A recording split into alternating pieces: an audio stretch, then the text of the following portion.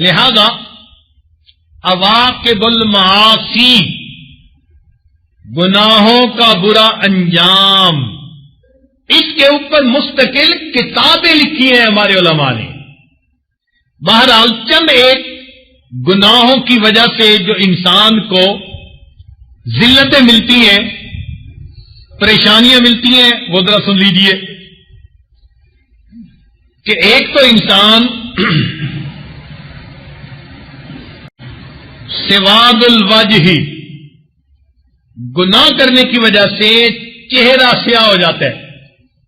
سیاہ سے مراد چہرے پہ رونق نہیں رہتی، رعنائی نہیں رہتی۔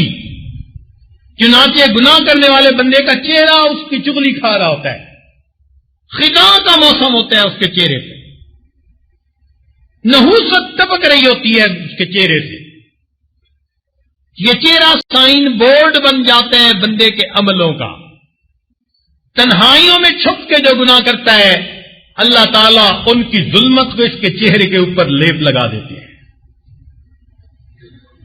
بے رونق چہرہ۔ تو گناہوں کی جو انسان کو ذلتیں ملتی ہیں، ان میں سے ایک ذلت کیا؟ چہرہ بے رونق۔ چنانچہ اللہ والوں کے چہروں کو دیکھیں، آپ کو تر و تازہ نظر آئیں گے، رعنائی نظر آئے گی، تازگی نظر آئے گی، نور نمکتا نظر آئے گا۔ لیکن آپ دیکھیں کہ جو بندہ نماز نہیں پڑھتا، جو بندہ گناہوں کا خیال ہی نہیں کرتا کہ ہے یا نہیں، اس بندے کے چہرے کے اوپر آپ کو بے رونقی نظر آئے گی۔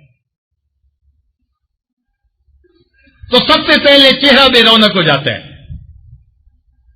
اسی طرح بے پردہ پھرنے والی عورتیں چاہے جتنے ہی لیپ لگاتی پھریں، ان کے چہروں پہ رونق نہیں ہوتی، بے پردگی کے گناہ کی وجہ سے اللہ تعالیٰ ان کے چہروں سے رونق اٹھا لیتا ہے۔ اب فیئر اینڈ لولی کریمیں کیا کرے گی؟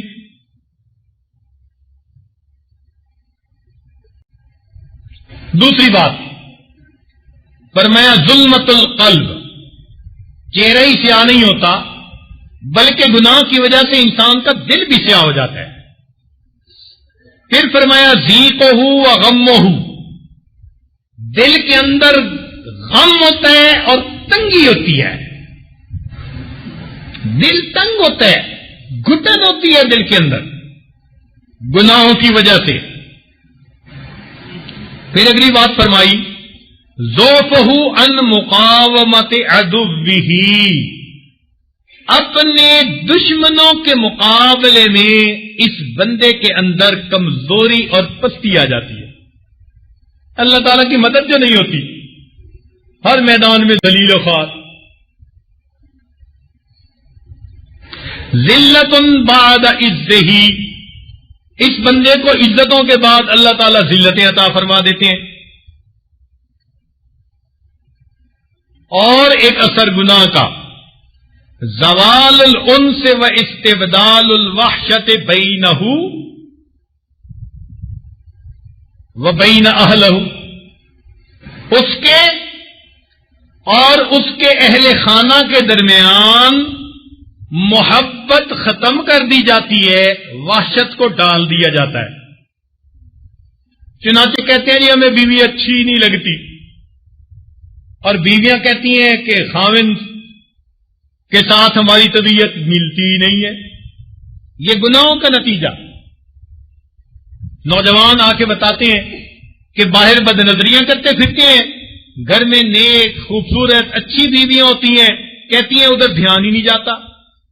یہ جو اللہ تعالیٰ نے محبت کو وحشت میں بدل دیا، یہ گناہ کی وجہ سے ہوتا ہے۔ استغفار کثرت سے کریں گے تو اللہ تعالیٰ بیوی کے ساتھ محبت پیدا فرما دیں گے۔ پھر دیکھیے کہ یہ بات یہی نہیں ہوتی کہ بندے اور اس کی بیوی کے درمیان یہ محبت وحشت میں بدل جاتی ہے، نہیں، بلکہ ثم بینہ و بین نفسہ، بندے اور اس کے نفس کے درمیان وحشت، اپنا آپ ہی اچھا نہیں لگتا،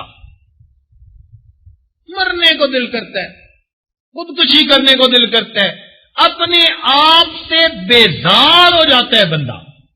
آپ نے دیکھا نا کچھ لوگوں کو اپنے آپ سے ہی بیزار، ہر کسی کو گالیاں نکالتے ہیں، اپنے آپ کو بھی نکال رہے ہوتے ہیں. یہ اپنے آپ سے جو بیزار ہو گیا، یہ کیوں؟ اللہ تعالیٰ نے گناہ کی وجہ سے اس بندے اور اس کے نفس کے درمیان وحشت پیدا کر دی، بیزاری پیدا کر دی. اور پھر فرمایا کہ بات یہاں ختم نہیں ہوتی، ثم بینہ و بین اللہ، پھر بندے اور اللہ کے درمیان وحشت کا تعلق ہو جاتا ہے. بندے کو اللہ کا تذکرہ ہی اچھا نہیں لگتا.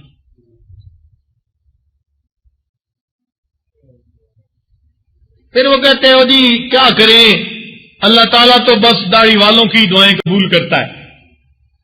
ایک صاحب نے مجھے کہا، کہتے ہیں نقل کفر کفر نہ باشد، کہتے ہیں جی اللہ تعالیٰ میں فیوریٹزم بڑا ہے. کیوں بھائی؟ کہتے ہیں جی بس داڑھی والوں کی دعائیں قبول کرتے ہیں، ہماری تو سنتا ہی نہیں. یہ بندے اور اللہ کے درمیان وحشت آ گئی. تو دیکھو، پہلے بندے اور اہل خانہ کے درمیان سے محبت چھین لی جاتی ہے، پھر بندے اور اس کے اپنی ذات کے درمیان جو ایک تعلق ہوتا ہے محبت کا، وہ چھین لیا جاتا ہے، پھر بندے اور اللہ کے درمیان کی محبت کو ختم کر دیا جاتا ہے.